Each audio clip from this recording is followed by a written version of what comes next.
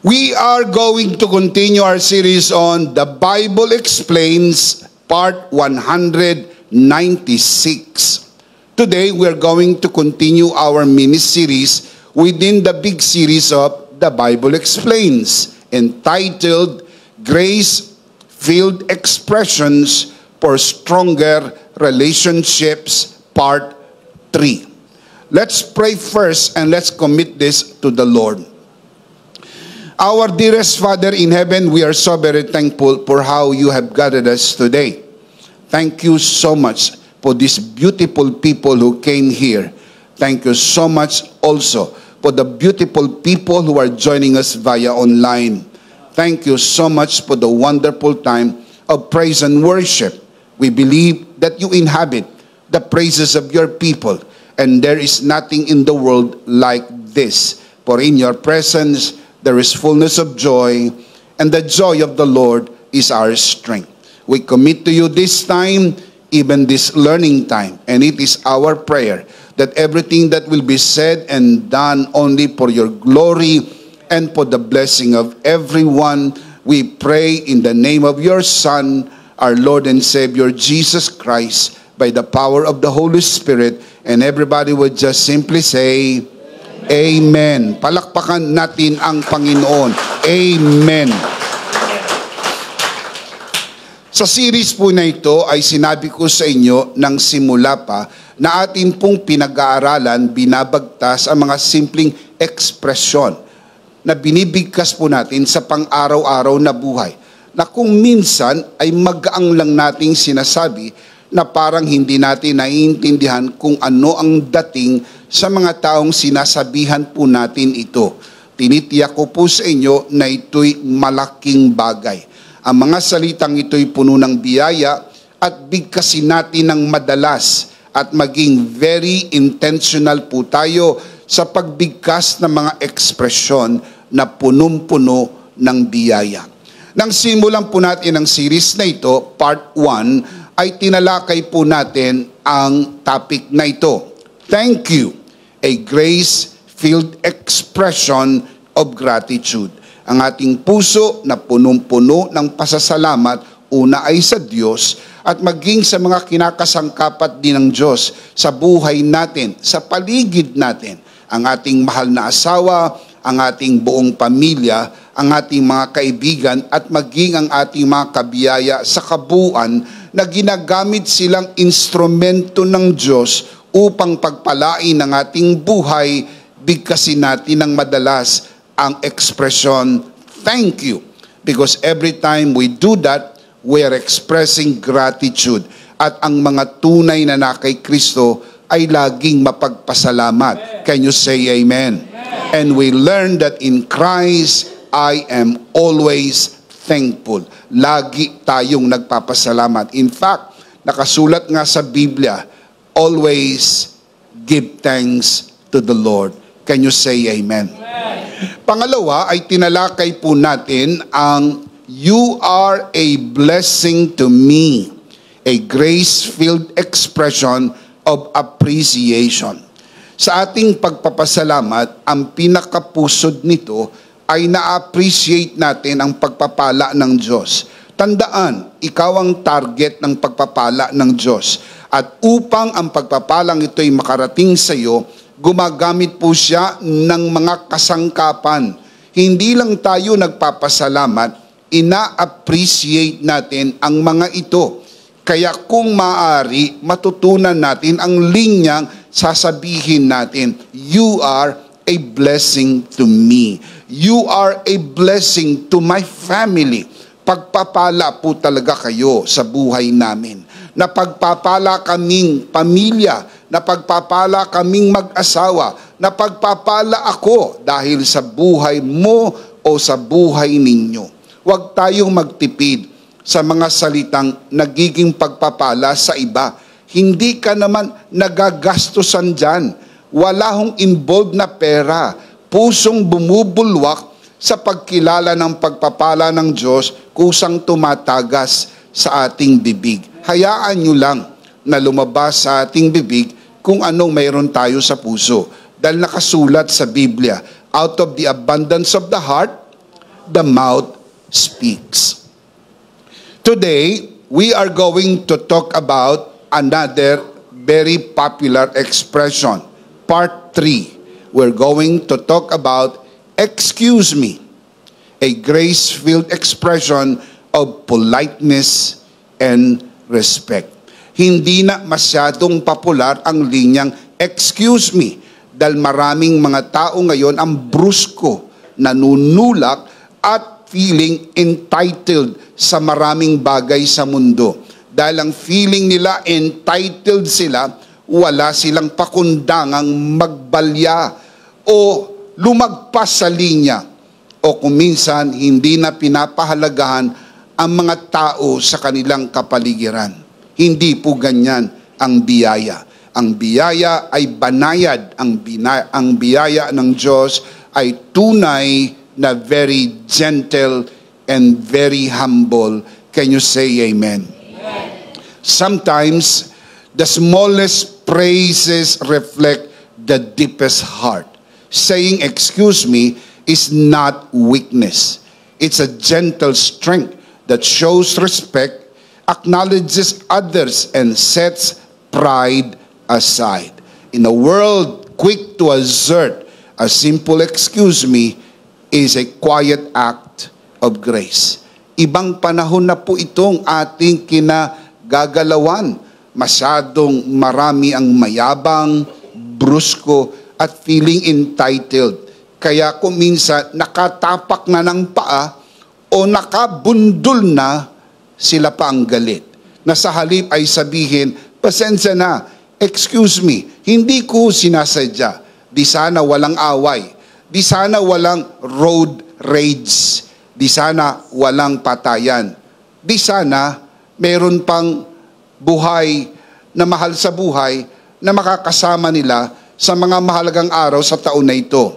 Pero bakit ito nangyayari ang mga ito?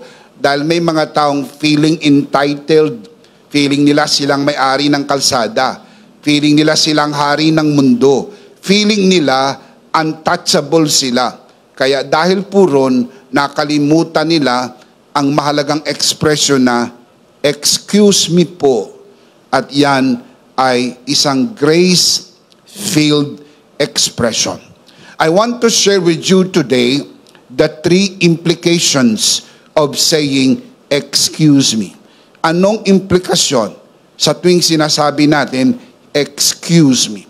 Number 1, it demonstrates Christ-like humility and gentleness. Every time you say, excuse me, you demonstrate Christ-like humility and gentleness. It may be just 2 words, but carries the weight of grace. When we say, excuse me, we choose to approach others with kindness rather than entitlement. It is a quiet way of saying, I value you, I am willing to wait, yield, or adjust for your sake. Ang sarap pakinggan, ano po? Akala natin pangkaraniwan lang, excuse me. Ang ibig sabihin pala nito, I value you. I am willing to wait. I am willing to yield. And also, I am willing to adjust for your sake. Mga kapatid, ang pinag-uusapan natin ay mga relasyon gusto mong panatilihin. Hindi mo kailangan matutunan ito kung gusto mo nang itapon ang relasyon. Pero kung gusto mong panatilihin ang relasyon yung mag-asawa, magkapatid, pamilya, at higit sa lahat ang kapatid mo sa pananampalataya, learn the art of saying, excuse me. Hindi ito kahinaan. Hindi ibig sabihin mas mahina ka kaysa iba. Ipinapakita mo lang ang kababaan ng loob kay nahunan sapagkat ang mga ito naman ay bunga ng Espiritu na nasa iyo na. Ipinapakita mo lamang. Philippians chapter 2 verse 3, the Apostle Paul explains, do nothing out of selfish ambition or vain conceit. Rather, in humility, value others above yourself. Kapag feeling entitled ka at ang tingin mo mas mataas ka sa lahat, hindi mo nga alam ang ekspresyong, excuse me. Bakit? Sapagkat feeling mo lahat dapat yumuyuko sa iyo. Ikaw ay feeling entitled. Pero kung ikaw ay tumanggap na ng biyaya ng Diyos, ito po'y ekspresyon na ng kababaan ng loob. Sapagkat hindi mo kailangan ng grasya kung mayabang ka. Dahil ang grasya para lang sa mga mababa ang loob. Sapagkat ang grasya ay binibigay sa mga taong umaamin, hindi ko kaya. Kailangan ko ng grasya. The mere fact that you receive the grace of God, humility and gentleness is already inside. All you need to do is just express it outside by merely saying, excuse me po. Ang salitang yan ay nagpapahiwatig ng kababaan ng loob at itinuturing mong iba mas mataas kaysa sa iyo. Saying excuse me is a small but sincere expression of humility. It reflects a heart shaped by Christ, gentle, respectful, and full of grace. Ipinaliwanag ni Apostol Pablo ang katotohanan ito sa paggamit ng ilustrasyon. And no better illustration than the Lord Jesus Himself. Pinaliwanag ni Apostol Pablo, Philippians chapter 2 verse 5, following verses.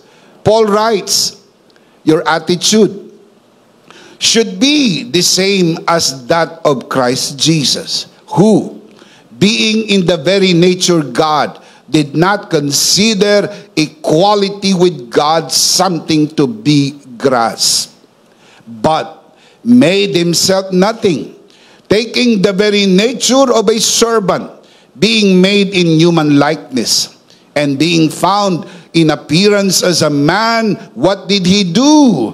He humbled Himself and became obedient to death, even death on a cross.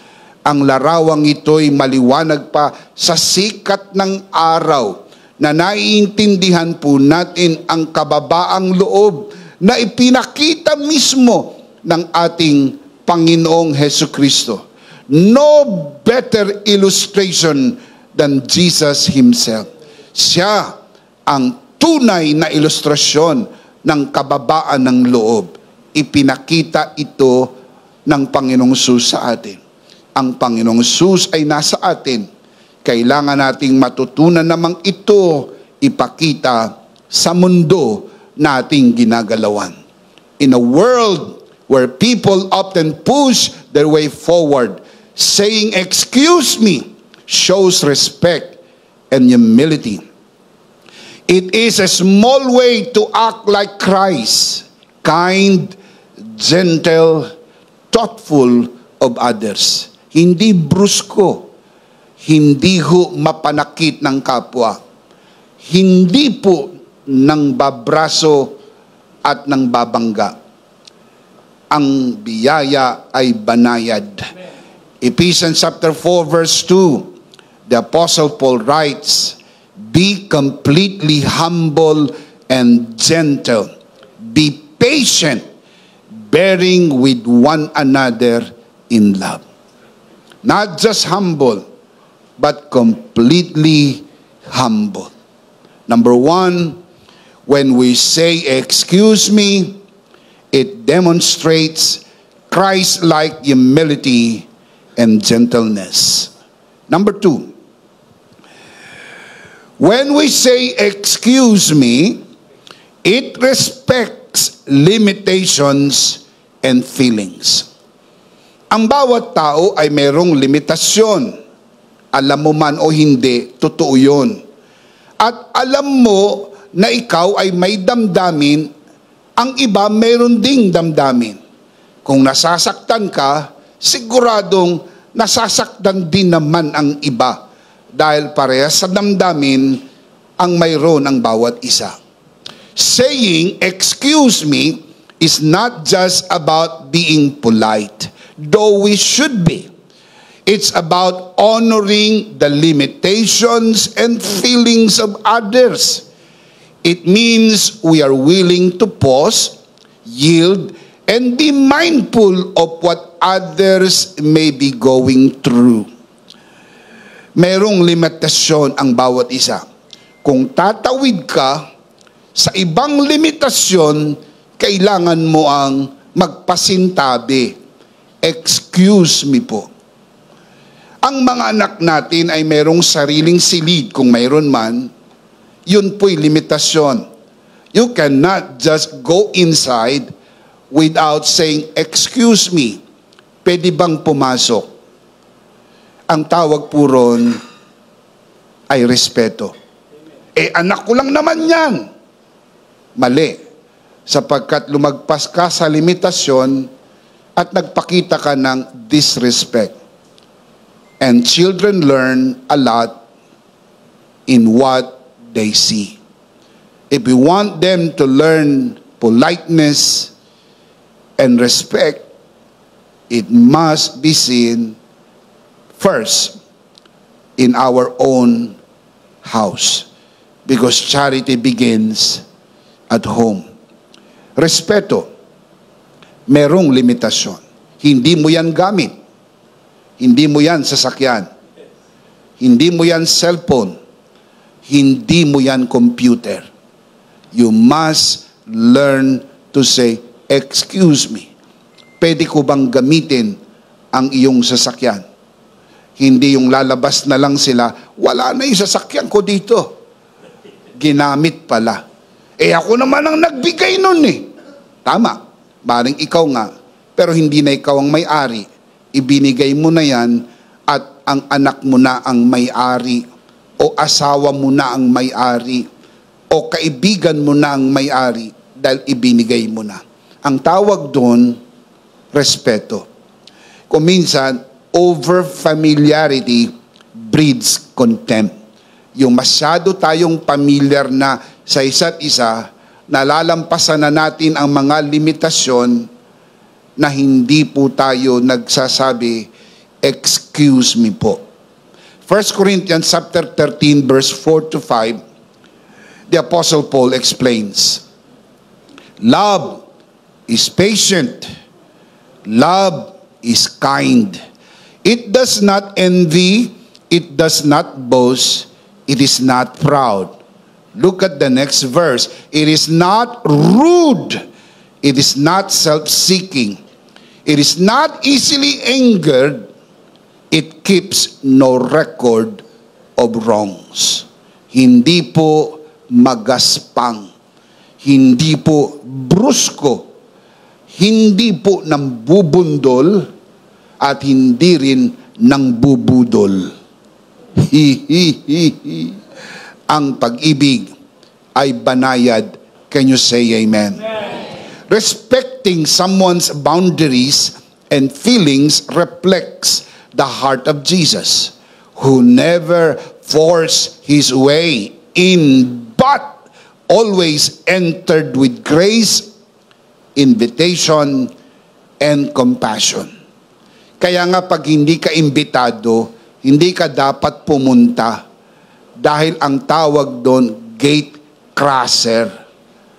Hindi ka kasama sa bilang.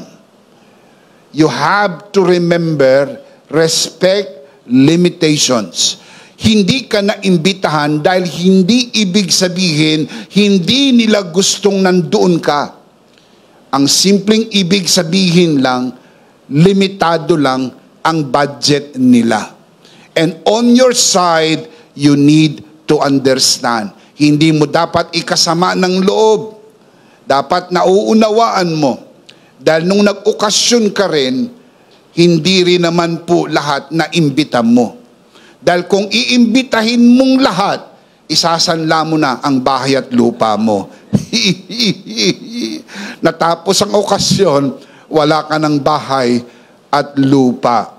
Kaya ho sa mundo, nagkakaroon ng misunderstandings Kasi ang iniisip lang nila yung sarili nila at di nila iniintindi yung iba. Ganon kahalaga po yung ekspresyon ng excuse me po. Hindi namin kayo naanyayahan dahil talagang limitado lang ho ang budget. Nauunawaan naman po sana ninyo at sasagot ka, oo naman, naiintindihan ko.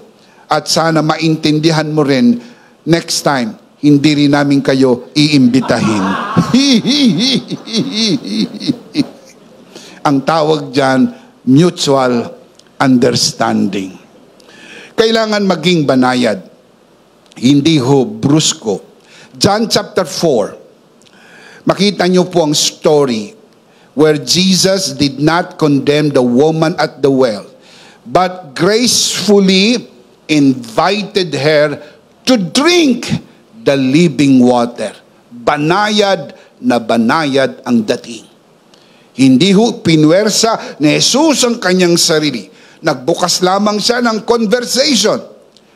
Hindi niya hinusgahan ng babae.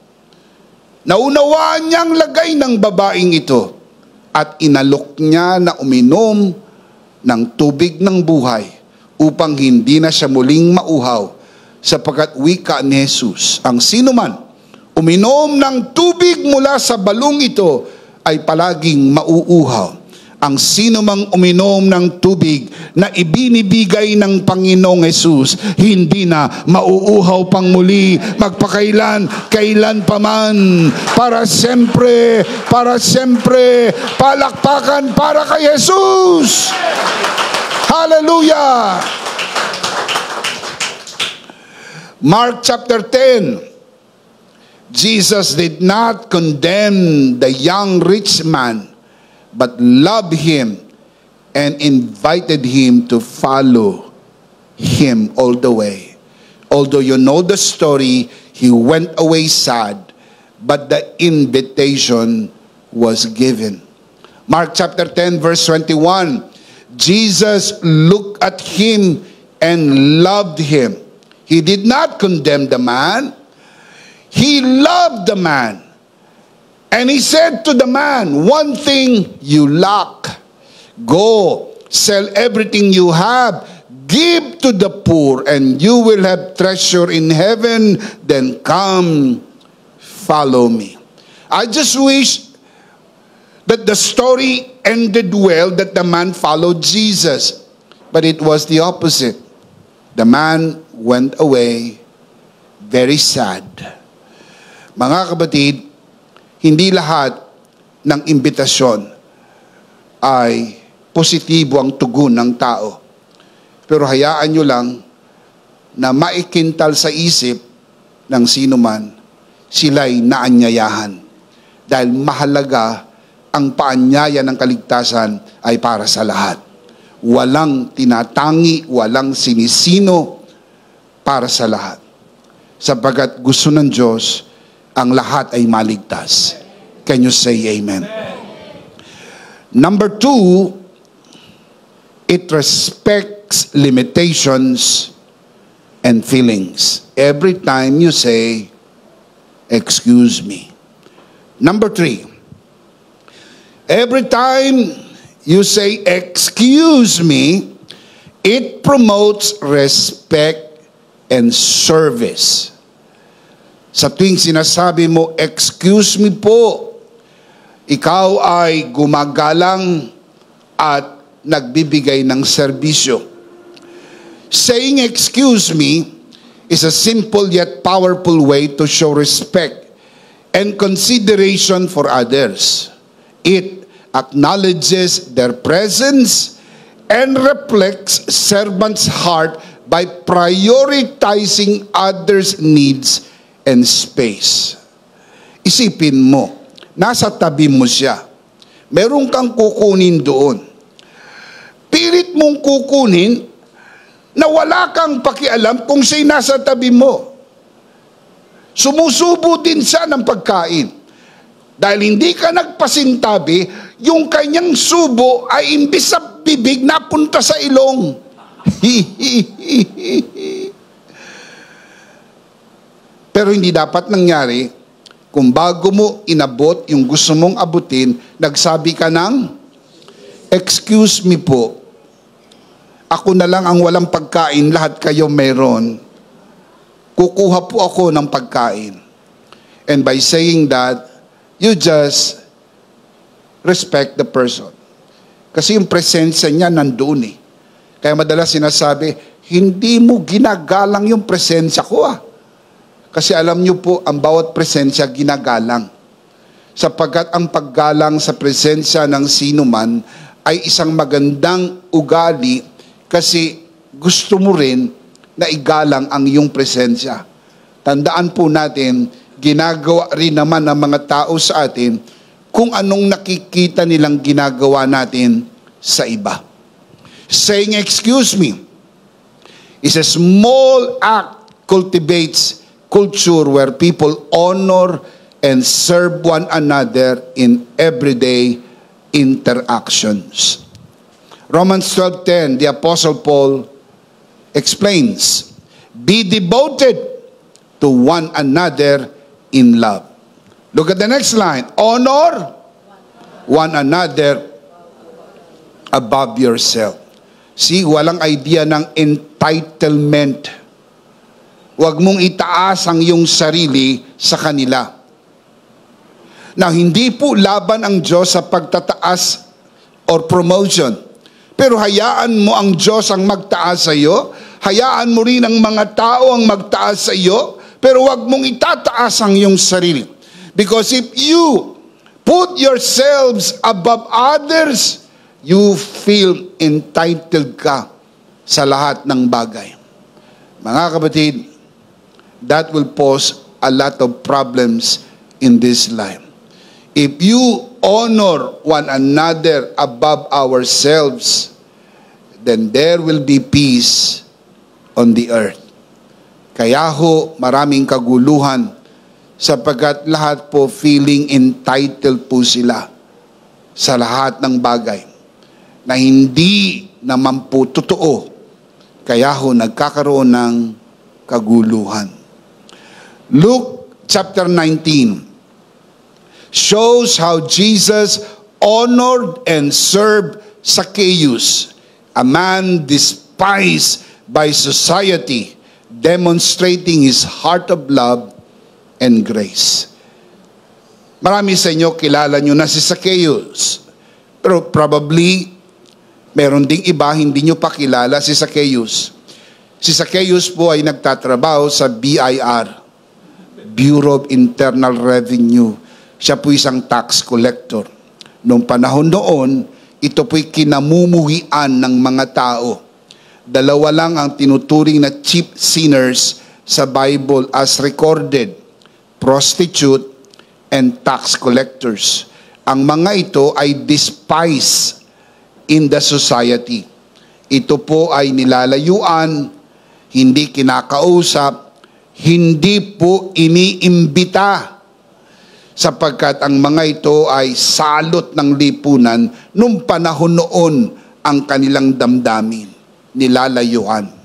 Pero nang makita ng Panginoon Jesus si Zacchaeus na nasa taas ng puno, dahil siya po ay mababang tao, umakyat sa puno upang makita si Jesus, ang sabi ni Jesus, "Zacchaeus, bumaba ka dyan, pupunta ako sa iyong bahay." Ano po yun? Grasya. Ang ibig sabihin ng grace, to receive what you do not deserve. Hindi po deserve ni Zacchaeus na puntahan siya ng sino man, lalo na ni Jesus sa kanyang bahay. Pero pinuntahan siya ni Jesus. Ang tawag doon, grasya. Tumanggap si Zacchaeus ng grasya.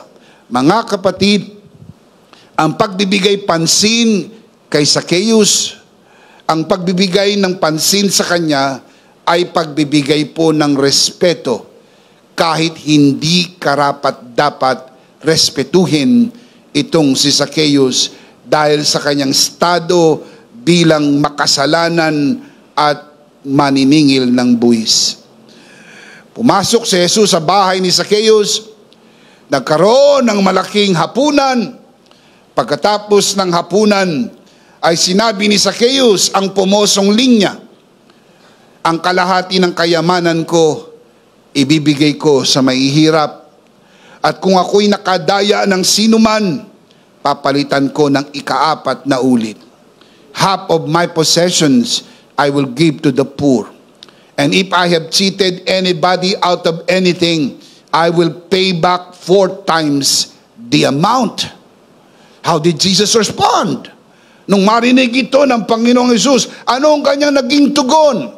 Luke chapter 19, verse 5. When Jesus reached the spot, remember, look at him and say, "Come down immediately. I must stay in your house."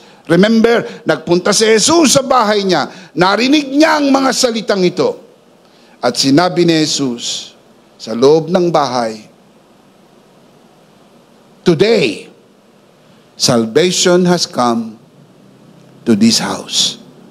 Mga kapatid, mula po doon sa lansangan, nakita niya si Zacchaeus sa taas ng puno, sa loob ng bahay. Narinig niya ang binigkas ni Zacchaeus at binigkas niya ngayon sa araw na ito, dumating na ang kaligtasan. Ito po'y mga salita ng respeto at paglilingkod. Mga kapatid, bawat isa sa atin ay laging mabibigyan ng pagkakataon tulad nito. At hayaan natin na maipamalas natin yung grasya ng Diyos na naigawad na po sa atin. Can you say Amen? Amen. Let's see them again. 3 implications of saying excuse me.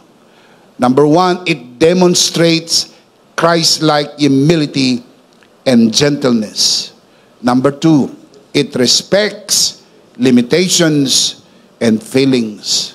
Number 3, it promotes respect and service. So don't you ever miss the opportunity to say, excuse me, verbally or by means of action. Kung minsan, hindi yun yung eksaktong salitang binigkas mo, pero yun ang ipinapakita mo.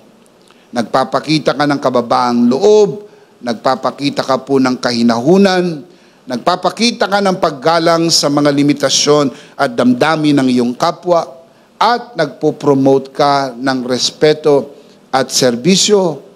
Katumbas po yan ng linyang excuse me po.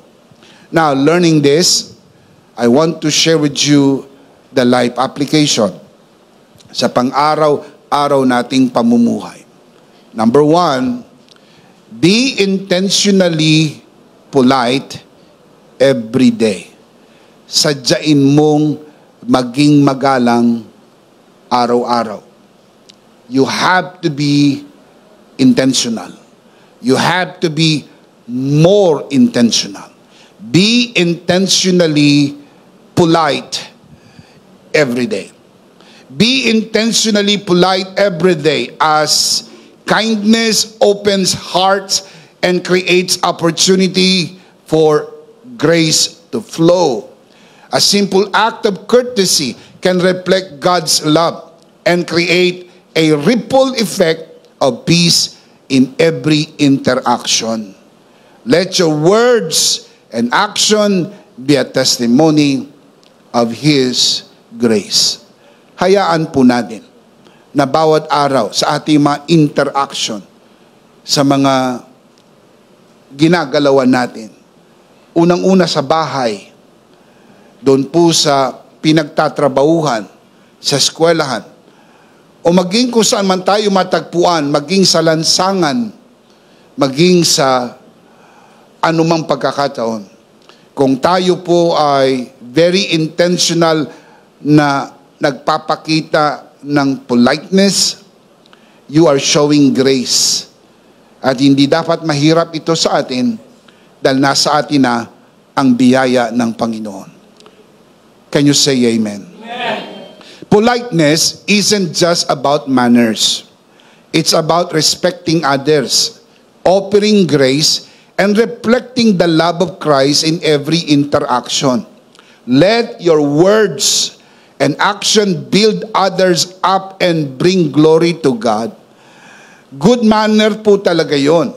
Kaya lang, more than the good manner, you are displaying grace.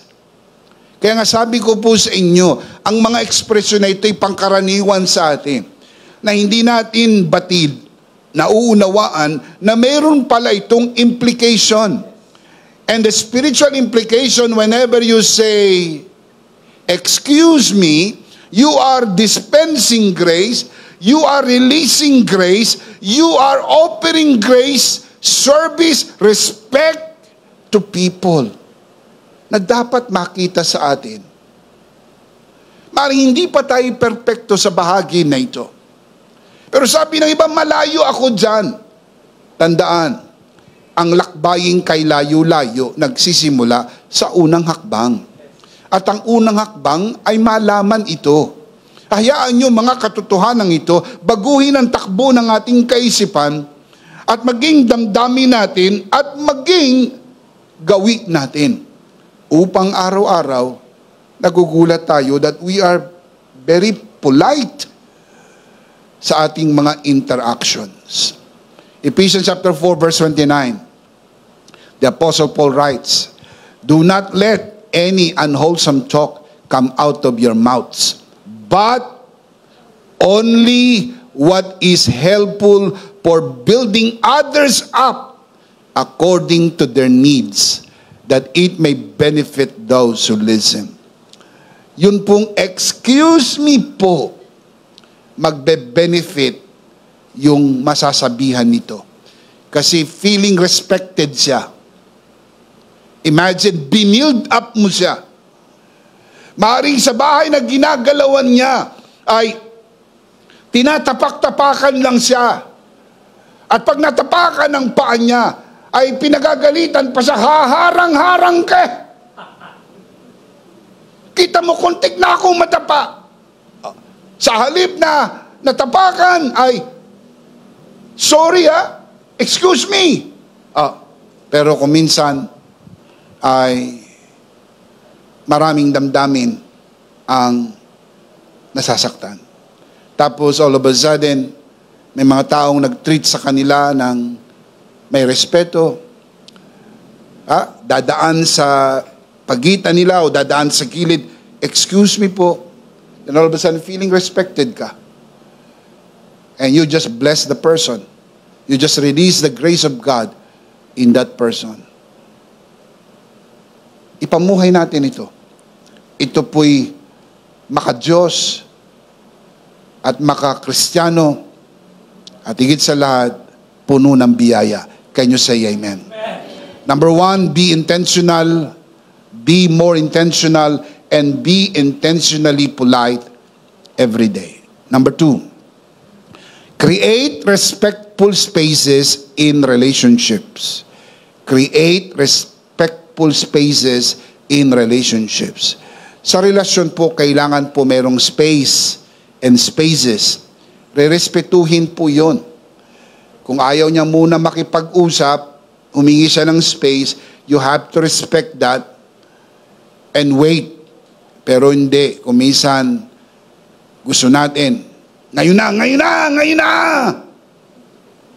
Hindi pwedeng bukas, ngayon na! Mag-usap na tayo ngayon! And that is, you are now crossing the limitations and boundaries. Instead of saying, excuse me, can we talk tonight? Can we talk today? Sabi niya ay, bukas na lang. Okay, we'll talk tomorrow. And that is how grace works. Ang biyaya, hindi lamang po nagbigay sa atin ng kaligtasan. Ang biyaya, binago rin tayo at naging banayad at maunawain. Can you say amen? Amen. Create respectful spaces in relationships by being mindful of others' personal space, feelings, and time.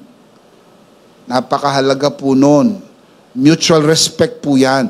Gusto mo re-respetuhin ka rin, you have to respect others' space, others' limitations, others' feelings, and time. Using phrases like, excuse me, shows that you value their presence and recognize their worth, demonstrating that each person deserves respect. Yung hindi kagalang-galang, iginalang ni Jesus. Imagine, dinidespise ng publiko, tax collector. Pero iginalang ni Jesus. Binigyan ng space, binigyan ng opportunity, binigyan ng grasya.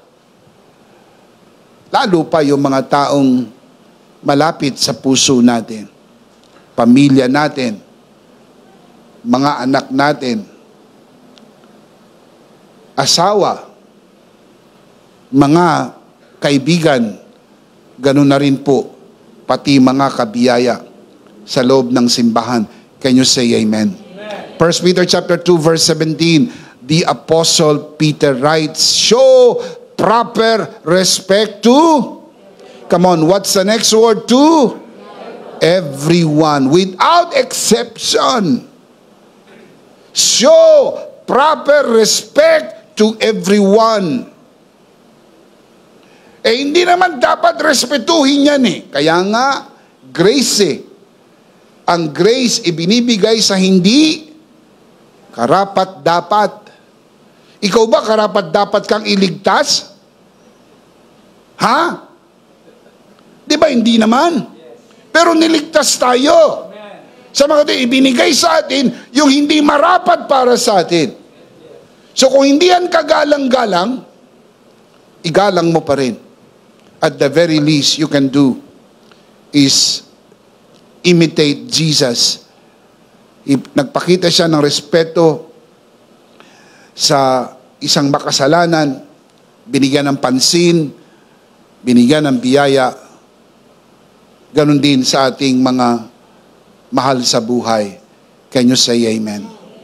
Number 3.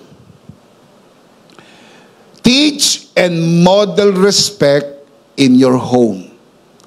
Teach and model respect in your home. Teach and model respect in your home. Remember, charity begins where? At home. By using words that build up, like, excuse me, anak. Excuse me. Excuse me. This simple praise reflects God's love and grace, creating an environment where everyone feels respected. Kung nagsasalita siya, pakinggan muna natin. And if you feel you want to butt in, you have to say, excuse me, can I butt in? Mararamdaman ng ating mga anak yung respeto sa kanila. At kung may respeto sa loob ng bahay, dadalhin din po yan sa labas ng bahay. When we speak with kindness, we show respect and nurture hearts that reflects His grace. This promotes peace in our homes and in the community as a whole. Kaya ho mayroong gulo dahil kulang sa respeto. Ang respeto, ipinapakita sa maraming paraan. Isa sa simpleng linyahan ay, excuse me po. Dadaan ako. Excuse me. May kukunin ako. Excuse me. Pakiabot nga yung ulam. Mauubos na. Wala pa ako nakukuha. Excuse me po. Ang pumoso na kapag ka ikaw ay excuse me po, always remember, magpapasintabi. Sapagkat yan ay pagpapakita ng respeto. Saan niya natututunan? Sa loob ng bahay una. Kasi ang unang paaralan ng bata ay ang bahay. Bago ho yan pumunta sa eskwela, sa bahay. Ang unang mga guro ay ang mga magulang. And the best way to teach our children is by example. Proverbs 22:6, very, very popular verse. Train up a child in the way he should go, And when he is old, he will not depart from it. Turuan natin at imodelo ang pagrespeto sa kapwa. At pinakasimpleng paraan, isa sa mga pinakasimpleng paraan ay excuse me po. Hindi lang ito ang paraan, marami. Pero ito yung basic. Sometimes people want the advanced, they want the complicated part, but they miss the basic. The basic is, excuse me po. Philippians chapter 4 verse 9. Listen what the Apostle Paul said. The things which you learned and received and heard and saw in me. Not only learned, not only received, not only heard, what's the next word? Saw in me. That is modeling. Iminodel ni Apostol Pablo ang kanyang tinuturo. Hindi lang naririnig, ipinakita po niya. This do, and the God of peace will be with you. There will be peace in relationship if we learn respect. Hindi ko sinasabing hindi darating ang panahon, hindi kayo magkakaunawaan. Pero dadalang na po yun hanggang sa tuluyan ng mawala. At kumisan mamimiss mo. Parang matagal na kaming hindi nag-aaway ng misis ko ha. Makagawa nga ng away. Parang matagal na kaming hindi nag-aaway magkakapatid ha. Makagawa nga ng away. Of course, nagbibiro lang si Bishop Emmy. Pero alam po ninyo na minsan mamimiss mo yung matagal nang hindi kayo nag-aaway sapagkat naipapamuhay nyo na yung grasya ng Panginoon. Palakpakan muna si Lord. Praise God. Amen. Titus chapter 2 verse 7. In all things, how many things? In all things show yourself to be a pattern of good works. Not only teaching good works. Paul writes to Titus, pattern, something people see. You model the truth that you teach. In doctrine, showing integrity, reverence, and incorruptibility. Hindi ka kayang i-corrupt. Hindi ka kayang suhulan. Sapagkat, sabi ni Apostle Pablo, maging pattern. Ano yung pattern? Pamarisan. Ano yung pamarisan? Nakikita at tinutularan. 1 Timothy chapter 4 verse 12. Ganito rin ang sinabi ni Apostle Pablo sa batang pastor. Don't let anyone look down on you because you are young, but set an example. Sabi po ni Apostle Pablo kay Pastor Timothy, set an example for the believers in speech, in life, in love, in faith, and in purity. Maging halimbawa tayo ng pagsasalitang excuse me po.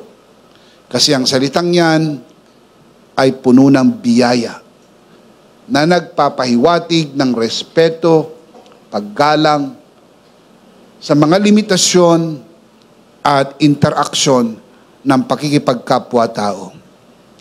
People often learn faster from what they see than from what they hear because actions leave a lasting impression. Remember the old adage, action speaks louder than words. Pero it does not mean that words are not important.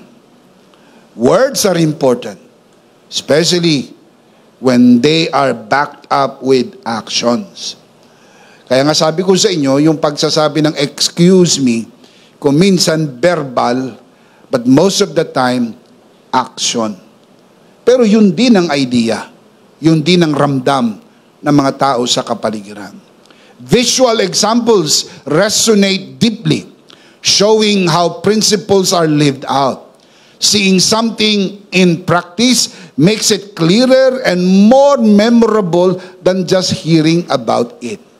Teaching your children is one thing, but showing them what you teach is another thing. Teach and model. Let's see them again. Silipin po natin ang tatlong life application doon po sa napakahalagang ekspresyon na excuse me. Ito po'y grace-filled expression of politeness and respect. Basahin natin, malakas, sabay-sabay, ano po ang mga life applications na ito. Ready? Number 1. Number 2. Number 3. Be intentionally polite every day. Create respectful spaces in relationships. Teach and model respect where? In your home. The big idea is, in Christ, I am polite and respectful. Now listen, politeness and respect are virtues naturally evident in those who are in Christ. I am explaining this because it is important. You don't have to be polite and respectful to be in Christ. Rather, because you are in Christ, you are polite and respectful. Politeness and respect are virtues naturally flows to those who are in Christ. Nasa iyo yan. Kailangan mo lang i-renew ang iyong mind through the Word of God para mag-flow out at maipakita natin ng mga tunay na nasa biyaya ay magalang at marunong rumispeto. Again, what is the big idea? In Christ, I am polite. Are you in Christ? That is why you are polite and respectful. Can you say amen? Of course, we do not want to end this broadcast without giving everyone who are watching this broadcast the opportunity to receive Jesus today and be saved. Maging sa sino mang narito sa loob ng bulwagan na ito na hindi pa tumatanggap sa Panginoon, lalo na sa mga nanonood sa broadcast na hindi pa tumatanggap, ngayon na ang araw ng kaligtasan. Taas natin ang ating dalawang kamay sa lahat ng narito sa loob ng bulwagan na ito. Samahan po natin ang atin pong mga panauhin na nanonood sa broadcast na ito. Manalangin tayo ng pagtanggap. Ariin po natin ang panalangin ito, isang personal na panalangin. Manalangin tayo. Panginoong Hesus, ako po'y makasalanan. Hindi ko po kayang iligtas ang aking sarili. Ako'y mapapahamak ng hiwalay sa iyo. Narinig ko po ang mabuting balita. Ako po'y naniniwala. Tinatanggap kita sa aking puso bilang aking Panginoon at aking tagapagligtas. Salamat po, pinatawad mo na ang aking mga kasalanan. Isinulat mo na ang aking pangalan sa aklat ng buhay. Sa pangalan ni Jesus. Amen. Ako na lang po mananalangin, Ama, sa oras na ito. Tinataas ko po sa harapan ng sino man tumanggap sa iyo at nanalangin ng pagtanggap sa unang pagkakataon. Dito sa loob ng bulwagan na ito, lalo na sa mga nanonood sa broadcast na ito, pinagkakatiwala po namin sila sa iyong kagandahang loob na sila'y lumago sa biyaya at sa bagong natagpuang pananampalataya. Sa pangalan ng Panginoon Jesus, tayong lahat ay magsabi ng Amen. Palakpakan natin si Lord. Praise God. Ihanda po natin ang ating mga sarili. Tayo po'y dadako sa gawain po ng banal na komunyon. Kunin po ninyo ang inyong communion elements, mga kabiyaya, and let's do this together.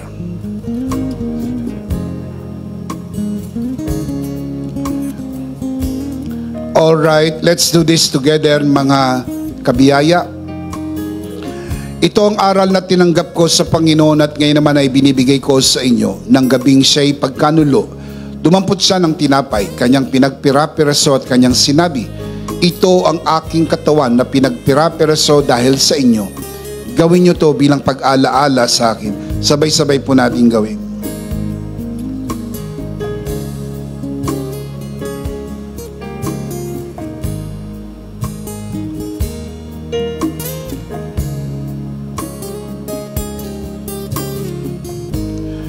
Gayon din naman matapos maghapunan ay kanyang hinawakan ng saro at kanyang sinabi, ito ang saro ng bagong tipan na pinagtibay ng aking dugo. Gawin nyo to bilang pag-alaala sa akin. Sabay-sabay po natin gawin.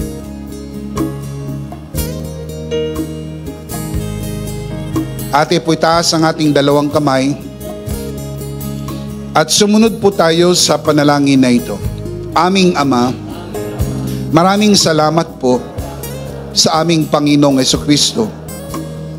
Panginoong Hesukristo, maraming salamat po sa iyong banal na dugo na iyong itinigis sa krus ng Kalbaryo. Dahil po dito, lahat ng aming kasalanan ay iyong ang pinatawad. Maraming salamat po sa iyong katawan na nabugbog at nasugatan. Dahil po dito, lahat ng aming sakit ay iyong ang pinagaling. Gaya ng nasusulat, sa iyong mga sugat, ako'y magaling na. Ako'y naniniwala, ako'y magaling na. Aking dinideklara, ako'y magaling na. Ako'y malusog, malakas, masigla, pinagpala, pinaburan, at mabubuhay ng mahaba. Sa pangalan ni Jesus, maraming salamat po, Banal na Espiritu, sa iyong kapahayagan ng mensahe ng biyaya. Sa pangalan ng Panginoong Jesus, Amen. Amen. Palakpakan po natin ang Panginoon. Praise God. Isang beses pa, malakas, sabay-sabay, ano po ang big idea? Are you in Christ? That is why you are polite and respectful. Again, you don't have to be polite and respectful to be in Christ. You are polite and respectful because you are in Christ. So the big idea is, in Christ I am polite and respectful. Last of all, let me speak to your heart, you who are watching this broadcast. If this broadcast has blessed you, and if not asking too much, I would like you to bless this ministry with your love offering, so that together we can reach the world with the message of full grace. From the bottom of our hearts here at EMI, we would like to say, thank you for giving to the Lord. We'll see you next Sunday, purposely on site, but definitely we'll see you again online. Ako po si Bishop Emmy, kasama po si Pastor Joe at ang kabuuan ng The Lord's Community and EMI Broadcast. Maraming thank you. Stay a bit for more announcement. Always remember, in Christ you are forever Charito!